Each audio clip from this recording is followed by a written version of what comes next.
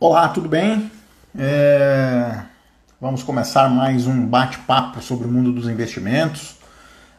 Boa noite para você que está aqui no Instagram. Boa noite para você que vai me acompanhar aqui no YouTube. E para você que está no podcast, seja bem-vindo. Sou Roberto Franceschini, do mundo dos investimentos. E toda segunda-feira, a este horário, eu gravo um podcast sobre um assunto de mercado financeiro, sobre algo relacionado a investimentos, finanças, enfim, e transmito essa gravação aqui pro Instagram também, para a galera ter a oportunidade de perguntar, de deixar a dúvida, deixar o seu palpite para o próximo, palpite para assunto, enfim. E o objetivo aqui é sempre esclarecer para você o mundo dos investimentos em todos os seus aspectos, né? Todos os seus produtos, como funciona, o que não funciona, enfim, para que você consiga chegar na liberdade financeira o mais rápido possível. Eu hoje ia falar de um assunto um pouco mais técnico, mas tive alguns probleminhas. Para quem está me vendo na câmera, estou mostrando aqui minha mão enfaixada, tive um pequeno corte na mão, isso me atrapalhou um pouco. E aí eu vou falar sobre o mercado. Houve uma mudança de ares no mercado financeiro de uma semana e pouquinho para cá. E vamos falar sobre isso. Sobre o que está acontecendo, sobre Ibovespa, dólar, companhias aéreas, enfim, tudo que está rolando de mais importante no mercado financeiro nesse momento. Para começar, vamos falar da Bolsa, né? A Bolsa de Valores hoje fechou mais de 97 mil pontos, se eu não me engano, 97 mil, quase 700, deixa eu dar uma olhada aqui, 97.644, 3% de alta, e o dólar caiu 2,6%, isso deu 4,85. E aí a gente começa já falando do primeiro tópico, que é o dólar. Eu queria começar falando pelo dólar. Eu não sei se para você que está acompanhando aqui, para você que está no podcast, aqui no vídeo, você deve ter visto esses tempos atrás que o dólar estava batendo muito próximo dos R$6 e estava todo mundo tinha certeza que o dólar ia bater R$6, né? Que o dólar ia bater R$6. Isso parecia que já tinha virado um mantra. Estava todo mundo conformado com o dólar a R$6. Eis que o dólar não bate R$6. Bateu nos seus 5,90, 5 e tanto, e não bateu os R$6. Isso mostra duas coisas. Primeiro, que ninguém sabe nada de mercado. Eu gosto de dizer que o analista de dólar é um dos caras mais injustiçados do planeta, porque se tem uma coisa difícil de falar é sobre dólar. Por quê? Porque, cara, é o mundo inteiro de olho nessa moeda, o mundo inteiro faz as suas compras e vendas em dólar, né, nas suas exportações, importações, transações comerciais, transações entre países, transações entre bancos, é tudo em dólar, né? E qualquer coisinha que aconteça mexe, obviamente, na cotação do dólar, né? E então, assim, é uma coisa muito sensível, é uma engrenagem da economia mundial muito sensível e que, cara, é muito difícil de prever, porque qualquer detalhe, qualquer pronunciamento de alguém importante, qualquer medida tomada fora do Brasil, num país que tenha relevância, é suficiente para que tudo mude, né? E por que o dólar saiu lá dos seus praticamente R$6? Todo mundo tinha certeza que ia bater R$6, não, que o dólar real tinha que, né, em 2002, se a gente corrigir o dólar pela inflação, ele estava mais de R$11, e que eu vi gente falando sobre isso, né, que acreditava no dólar nesses patamares, porque, enfim, porque a crise, porque isso, porque aquilo. Enfim, todo mundo tem um palpite, todo mundo tem uma opinião, mas a verdade é que não passa disso, na minha visão. É claro, você pode traçar cenários, você pode, com o que você está enxergando hoje, dizer mais ou menos o caminho que as coisas vão tomar, né, em relação ao dólar. Mas cravar a cotação, fazer análise técnica é legal, dá para a gente estimar patamares de preço, né, no dólar, caso todo o resto ande para o lado que você está enxergando, né? Análise técnica nada mais é do que a gente conseguir ver no gráfico, ler no gráfico possíveis pontos importantes, possíveis pontos de parada no caso de subida, parada no ponto de queda, aonde vai ter dificuldade para ultrapassar, enfim, são coisas que a gente consegue analisar e prever num gráfico. Mas isso não quer dizer que uma canetada do Trump não mude os cenários. E o que mudou?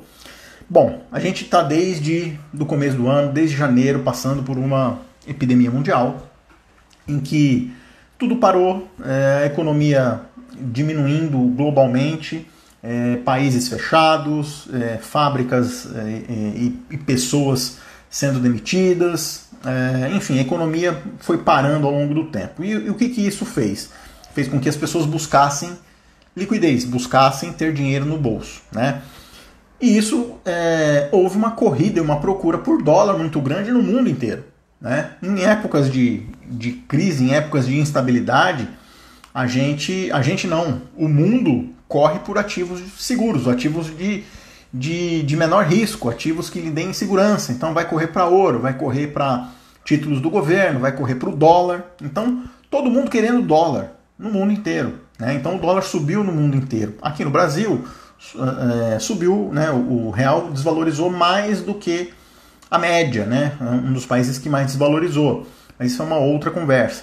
E o que vem acontecendo de 2 semanas para cá é que as economias estão voltando, né? Os países têm aberto as suas economias gradativamente. Por enquanto não houve uma segunda onda de pandemia em lugar nenhum, está sendo monitorado. Então o otimismo foi tomando conta, né? Foi voltando, né? E isso faz com que as pessoas comecem novamente a procurar melhores investimentos, porque elas procuram dólar para poder se proteger, para poder ficar resguardada de uma eventual crise, mas a hora que a tempestade vai passando, é normal as pessoas quererem rentabilizar de novo melhor o seu capital. E aí as bolsas caíram nesse período, né, de janeiro até abril, aí, por exemplo, as bolsas caíram demais, os ativos caíram muito, e conforme as coisas vão voltando ao normal, o que acontece? As pessoas estão cheias de dinheiro na mão, os investidores estão com dinheiro na mão, e olham para os ativos de renda variável, para as ações, para as empresas, e veem coisas muito baratas, né? E aí elas começam a voltar a vender os seus dólares, comprar ações aí pelo mundo afora. Então isso é o que vem acontecendo ao longo do tempo aqui no Brasil e no mundo, em que as pessoas estão se desfazendo do dólar para poder comprar ativos de maior risco, né? Ações, principalmente de empresas.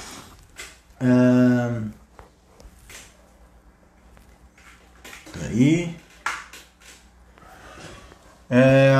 Então isso despressionou um pouco o dólar. Um pouco não, bastante o dólar, né? O dólar hoje a 4,85, ele não só estava perto dos R$6, como ele passou pela casa dos R$5, assim, de maneira rápida. Ficou só semana passada na linha nos R$5, perdeu R$5 de maneira rápida, sem dó nem piedade, e hoje já está aí na casa dos 4,85, né? Eu acho que a maior queda em algumas, menor preço em 2 ou 3 semanas aí. Bom, isso é diretamente proporcional à subida das ações. Em contrapartida, né? Enquanto o dólar está caindo, as ações começaram a subir. Aqui no Brasil e no mundo, né? Se você pegar aí as cotações pelo mundo afora, vocês vão ver que as ações têm subido no mundo inteiro. E aqui não é diferente. Por quê? Por essa razão que eu acabei de explicar. As pessoas começam a ver ativos baratos, ativos, né, teoricamente baratos. Elas comparam os preços com o início do ano, olham para o preço agora, veem que os preços estão muito descontados, né, em relação ao que estava no começo do ano. Não quer dizer que está barato, isso é uma coisa relativa que a gente pode deixar para um outro dia. Na verdade, tem até um vídeo lá no YouTube que eu falo quando a gente deve vender as nossas ações, que eu falo um pouquinho sobre esse conceito de caro e barato. Quando é que a gente sabe que uma ação está cara ou está barata, né? Porque isso é muito relativo e precisa de alguns estudos para você cravar isso. Ah, está barato.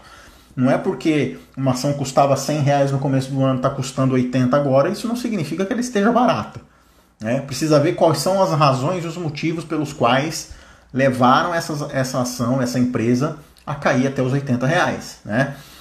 É claro que a nossa memória fica gravado aquele preço, né? Eu sempre dou o exemplo do posto de gasolina. Você está passando no posto de gasolina ali todo dia e está vendo o preço do combustível. Tem um determinado dia que você passa e nota a diferença, para cima ou para baixo, né? Se for para baixo, você já automaticamente, o cérebro humano automaticamente diz, opa, tá barato, eu preciso abastecer porque eu não sei quanto tempo vai durar esse preço. E quando aumenta, a mesma coisa. Fala, putz, perdi a oportunidade de ter abastecido o carro, agora subiu, vou ter que pagar mais caro no tanque. Então, a gente fica com essa memória de preço, é normal, mas isso não quer dizer que esteja barato. No caso do Brasil, a Bolsa brasileira passou por um processo de alguns anos para trás aí, de valorização, né? A Bolsa brasileira valorizou vem valorizando há 4 anos consecutivos, um pouco abaixo da média global, mas vem valorizando. Mas em dólar ela ficou ali, né, mais ou menos no meio do caminho.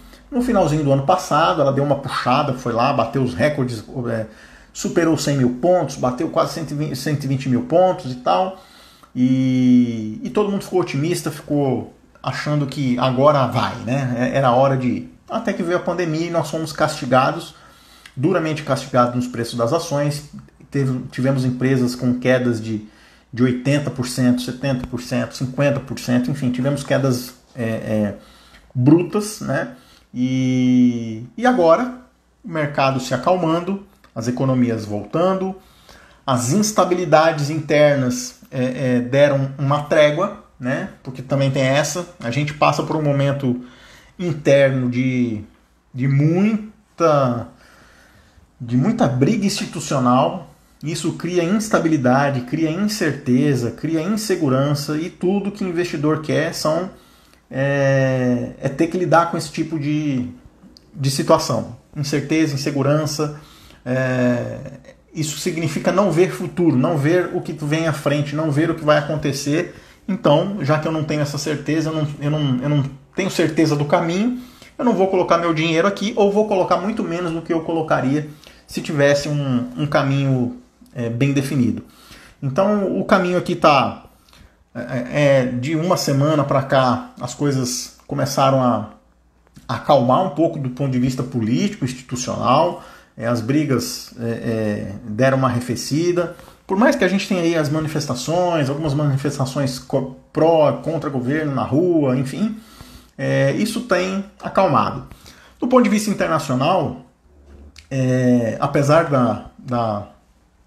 da flexibilização, das economias começarem a se abrir, de países hoje como a Nova Zelândia declarar que não tem mais Covid lá, enfim, existem duas coisas que atrapalharam aí no meio do caminho, e algumas delas continuam atrapalhando, que a questão dos protestos nos Estados Unidos, né, pela questão do George Floyd. Isso criou um pouquinho de instabilidade nos mercados, mas de muito pouca influência, e também o atrito, a volta do atrito entre China e Estados Unidos, que voltou, né, e que isso é uma coisa que não é benéfica para ninguém.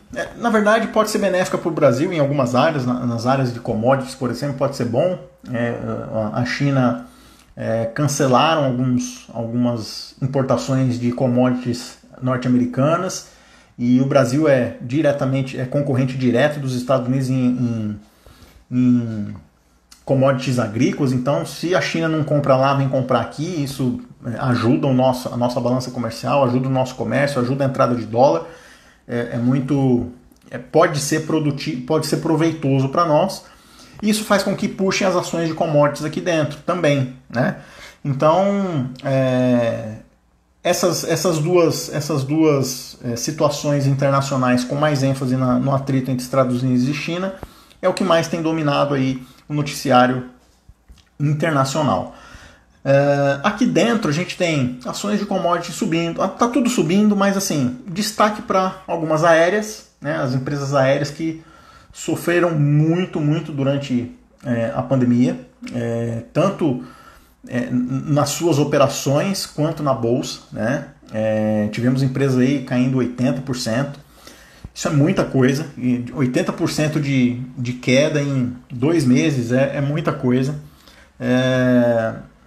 As empresas aéreas têm uma despesa diária de caixa muito grande, elas queimam caixa com uma velocidade muito grande, porque a operação delas é cara, e ao mesmo tempo as receitas diminuíram bruscamente, as receitas algumas aumentaram por conta do dólar, né? A cotação do dólar explodiu, fez com que algumas despesas das aéreas subissem, e isso fez, obviamente, refletir no preço.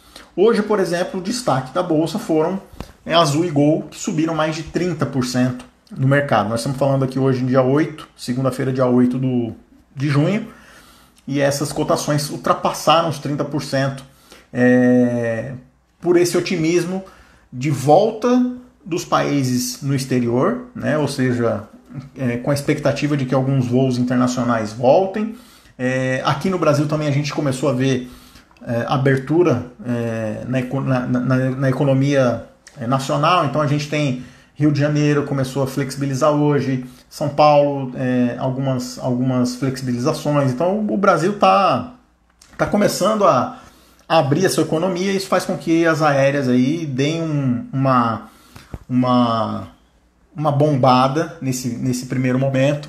E hoje, se você quiser dar uma olhada, depois confere lá, as ações da Gol e da Azul subiram mais de 30%. Para quem tá assim, as ações da Azul, só para exemplificar, no auge da pandemia, no auge da crise, chegaram a bater R$ 5,50, um pouquinho menos que isso, se eu não me engano, tá? Tô falando da Gol.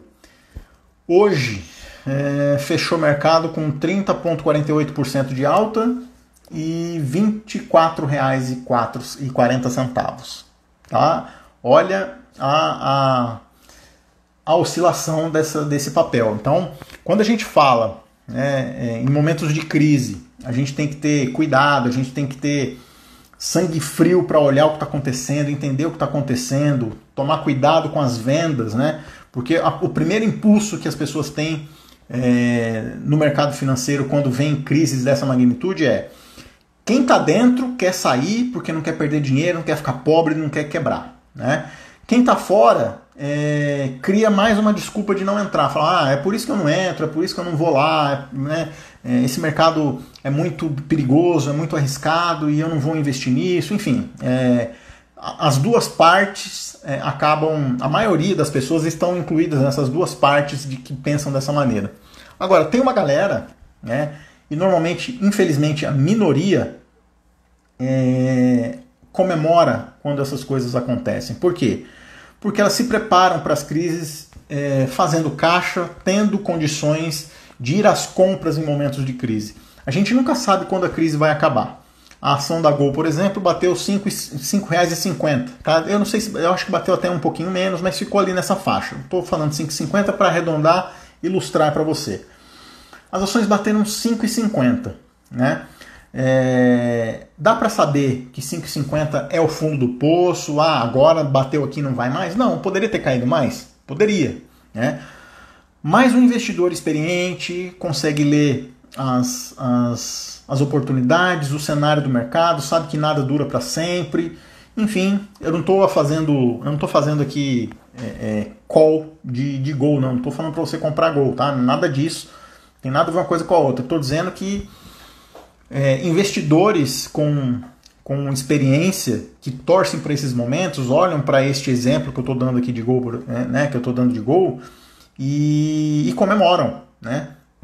E vão lá e se preparam para isso, vão lá e compram mais. Então, imagina se você tivesse comprado o Gol a 5,50 e um mês e pouco depois essa ação estivesse valendo 5 vezes mais. Que é o que está acontecendo aqui, né? Arredondando de 5 para 25, 5 vezes mais, né? Então, não existe investimento que te dê uma rentabilidade dessa em tão curto espaço de tempo e de maneira relativamente segura, porque você está lidando com empresas, com ações regulamentadas, ações em bolsa, enfim. Mas você precisa estar dentro do jogo. Não adianta você ficar olhando, falar, putz, eu perdi essa. Legal, perdeu, muita gente perdeu, mas é o que eu sempre digo, não foi a última, não foi a primeira, não será a última. Vamos esperar a próxima, se prepare para a próxima. E como é que você se prepara para a próxima? Estudando, conhecendo, adequando a sua vida financeira de acordo com a sua realidade, juntando grana, investindo, fazendo a sua reserva de emergência, mas principalmente aprendendo, saindo da zona de conforto, porque hoje em dia não dá mais para a gente ficar investindo em poupança. É algo que não vai rolar durante um bom tempo e quem precisa rentabilizar o dinheiro precisa se espertar, precisa sair do lugar. Falei das aéreas, hoje também vi que a XP reviu o cenário para a Bolsa Brasileira e colocou, né, fez uma estimativa do Ibov para o fim do ano a 112 mil pontos. A gente está aí a 97 mil pontos, então teria 18 mil pontos ainda para explorar, porque o mercado está voltando a aquecer, né? Enfim, há boas expectativas para o mercado acionário brasileiro. Outra coisa que me chamou a atenção hoje é que o Banco Mundial, o Banco Mundial soltou o relatório deles dizendo que a previsão de PIB brasileiro para esse ano, segundo o estudo deles e a visão deles, é de menos 8%. Né? Algumas estimativas aqui internas falam em 6 e poucos por cento, e o Banco Mundial dá 8%. Então, vai ser um ano para entrar para a história, né? Obviamente, eu sempre falo isso aqui, que a gente está vivendo a história em tempo real. Você está vivendo o momento histórico que vai fazer parte dos livros de história, dos livros de economia, enfim, que nós vamos falar sobre ele, assim como a gente fala da crise de 29, assim como a gente fala da crise do petróleo na década de 70, como a gente fala da história da bolha da internet na década de 90, como a gente fala de 2008, do subprime, e a gente vai falar da crise do corona. Isso sim, né, que esse otimismo que a gente está voltando a ter aqui no Brasil e no mundo vai permanecer e vai continuar se a gente, obviamente, não passar por uma segunda onda, né, uma segunda onda de aumento de casos, né, da pandemia.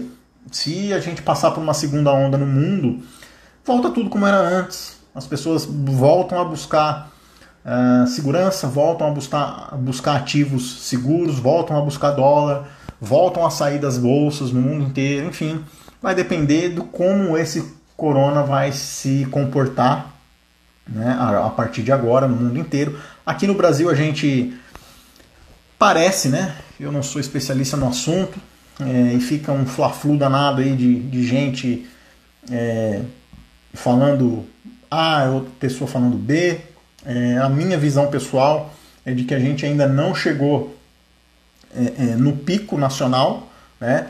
Apesar de já ter uma estabilização, aparentemente alguns lugares com um sistema de saúde melhor ajustado, com mais capacidade de receber novos doentes, enfim, a estrutura melhorou um pouco, mas aparentemente os casos ainda não pararam de crescer, né? Que é uma coisa que a gente precisa ver o mais rápido possível para que a gente consiga ver uma luz no fim do túnel. Porque quanto mais rápido isso passar, melhor. Mais rápido a agenda econômica volta ao lugar, mais rápido vem as reformas, mais rápido a gente deixa a gente, Brasil, né, país, o tesouro, deixa de gastar, porque é uma outra coisa preocupante, aqui entrando já um pouco na economia, o Brasil está gastando muita grana com razão, tendo que gastar, né? Não estou dizendo que é um gasto desnecessário, muito pelo contrário, é um gasto que tem que ser feito para atender as pessoas que foram prejudicadas, estão sendo prejudicadas aí com a crise, mas a gente está chegando perto de uma dívida pública que está perto do 100% do PIB, né? Ou seja, o que isso significa? Significa que tudo que se produz no Brasil, o valor que se produz no Brasil é a mesma coisa que se paga em dívida. Então, é como se na sua casa, se a sua vida financeira, você ganha 10 e gasta 10 só para pagar contas, água, luz, telefone, aluguel, não sei o que, e daqui a pouco vai começar a faltar dinheiro para outras coisas, para comer, para coisas essenciais, você não vai conseguir investir em nada, e aí a sua vida tende a piorar, né? Sem contar nos juros, né? Que boa parte disso é dívida, é juros. Então é pior, na verdade, porque tudo que você ganha vai para pagar juros, né? E o resto fica sem. Como é que você paga? O governo tem mecanismos de se financiar, mas isso tem vida curta, né? Não consegue fazer isso por muito tempo.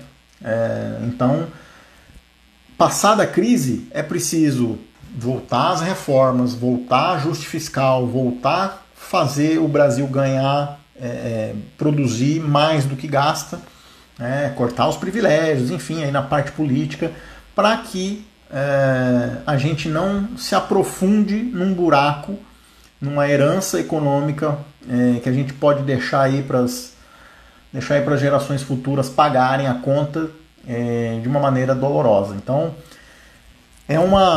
a gente fica andando numa corda bamba, né? O Brasil está andando numa corda bamba, onde lá embaixo tem fogo, tem pandemia, tem falta de dinheiro, tem desemprego, tem muita coisa, e tem que ficar se equilibrando ali, não pode tomar medidas mais abundantes porque a gente não tem dinheiro, a gente não consegue, e ao mesmo tempo não pode deixar de tomar medida, porque muitas pessoas estão sofrendo com isso, principalmente a questão do desemprego, que tende a subir ainda mais. Em contrapartida, o que a gente pode ver num médio prazo é os juros caindo ainda mais, né? Os juros que hoje está em 3% ao ano, a taxa Selic 3% ao ano, que muitas pessoas acreditam que ainda vai cair mais, né? E ao que tudo indica, né, se a gente continuar com esse panorama de baixa produção econômica, de queda no PIB, queda na demanda, pode ser que, muito provavelmente, a gente tenha aumento de juros, queda de juros, perdão, ainda mais, né? O que faz com que a gente inunde a economia com grana, inunde a economia com liquidez, né? E eu já falei em algum vídeo aqui para trás sobre a armadilha da liquidez, que a gente parece que também está entrando nessa, porque está se colocando dinheiro na economia, está se colocando dinheiro na mão dos bancos para que os bancos emprestem dinheiro, mas esse dinheiro não está chegando na ponta que tem que chegar, e aí acaba não irrigando o sistema, né? Ou seja, o empresário, pequeno, médio empresário, não está conseguindo crédito para poder manter as suas empresas, manter os seus negócios, manter os seus funcionários, estão mandando embora, e o efeito da taxa de juros não está surtindo aquele efeito que normalmente teria. Então, é muito complexo, né? É muito dinâmico, tudo isso que a gente falou aqui é muito perecível, né? O que isso quer dizer? Que amanhã ou depois de amanhã pode mudar tudo, porque É um Twitter, eu até postei esses dias no meu Instagram, que tem um meme, o Trump com uma plaquinha dizendo que nada resiste a um tweet meu. E é exatamente isso, cara. Basta o Trump fazer um Twitter falando alguma coisa. Aqui internamente, o nosso presidente Bolsonaro, o presidente da China, basta algo fora da normalidade acontecer para que tudo mude. A pandemia pode começar a voltar, né? Parece que é pouco provável, mas hoje eu vi também que a China registrou pouquíssimos casos, pouquíssimos mesmo, menos de 100 casos, se eu não me engano. Então, assim, as coisas estão caindo. Nova York está reabrindo, conseguiu cumprir algumas metas para reabrir, né? Diminuição de casos, diminuição de internação, testagem em massa, enfim. As pessoas estão se mexendo, estão tomando as suas atitudes e parece que uma lição foi aprendida. Vamos ver se isso vai seguir. Se a gente conseguir manter essa linha de raciocínio, manter essa lógica nos próximos meses, tudo indica que as coisas vão voltando ao normal do ponto de vista econômico, né? E aí precisa ver o rombo que vai ficar aqui no Brasil, né? Porque Estados Unidos, Japão, Alemanha, União Europeia, essa galera gasta grana para poder passar pela crise, e isso faz muito pouca diferença na vida deles, né? Estados Unidos bota $1 trilhão $1 trilhão de reais lá, sei lá, $1 trilhão de dólares, e isso faz muito pouca diferença. Assim, no ponto de vista negativo, né? Eles ajudam as pessoas, conseguem dar liquidez para o mercado, e isso afeta muito pouco a economia americana. Agora aqui no Brasil não. A gente está fazendo uma ajuda aí para as pessoas que precisam aí de R$600, né, durante 3 meses. Tudo indica que isso vai ser aumentado por mais meses por um valor menor. Esse dinheiro sai do tesouro, esse dinheiro sai do nosso bolso. E a gente não tem uma economia tão robusta, tão sólida, não tem dinheiro sobrando para que a gente faça isso de forma tranquila. Então, no nosso caso brasileiro, a gente precisa ver qual é o buraco que vai ficar, como é que nós vamos pagar essa conta depois, se essa conta vai ser paga com aumento de impostos, vai ser paga com reformas, vai ser paga de que forma? Porque a conta vai ficar. Eu sempre brinco que o garçom sempre traz a conta. Você vai na festa, você vai jantar, você vai no barzinho, não sei onde você vai. Você pode até não pagar a conta, mas alguém paga, né? A conta sempre é paga por alguém. E infelizmente, no caso do Brasil, quem paga somos nós, o povo, através dos nossos impostos e tudo mais. Então é isso. Eu queria muito ter trazido algum assunto específico hoje para vocês, mas eu achei legal também a gente falar um pouco sobre panorama, sobre o que está acontecendo, porque mudou, de 2 semanas para cá as coisas mudaram, né, de figura, né, veio um certo otimismo, né, que a gente já falou, um otimismo mundial, um otimismo nacional que voltou, pelo menos nos mercados de capitais, e vamos ver até quanto dura, né? Vamos surfar essa onda, vamos ver até onde essa onda vai nos levar. Espero que seja para romper os 120 mil pontos, espero que as coisas comecem a ficar para trás, que o corona vá embora, que a gente recupere os empregos perdidos, que as empresas voltem e que tudo volte ao normal para que a gente possa retomar o caminho do crescimento, que é a melhor saída. Não tem nenhum melhor remédio, não tem remédio melhor para uma economia do que a economia crescer, do que galera trabalhando, galera produzindo, galera comprando, pagando impostos, e é assim que a economia gira. Beleza? Se você tiver dúvida, se você tiver alguma sugestão, entra lá no meu Instagram, roberto.francischini, deixa a sua sugestão, deixa a sua dúvida, deixa seu comentário, sua crítica, enfim, faz o que você quiser. O Instagram está aberto, está livre, eu leio todos, respondo todo mundo. Isso vale também para você que está no YouTube e no podcast. Uma forma de você entrar em contato comigo pode ser melhor pelo Instagram, então me segue lá. Se você está aqui no YouTube, marca aqui, dá um like, se inscreve no canal, dá um like, compartilhe com as pessoas, vamos fazer o mundo financeiro chegar para todo mundo, beleza? Espero que tenha feito sentido. Um grande abraço para vocês, uma ótima semana e até semana que vem, tá bom? Aqui no Instagram, no YouTube, tudo quanto é lugar. Valeu!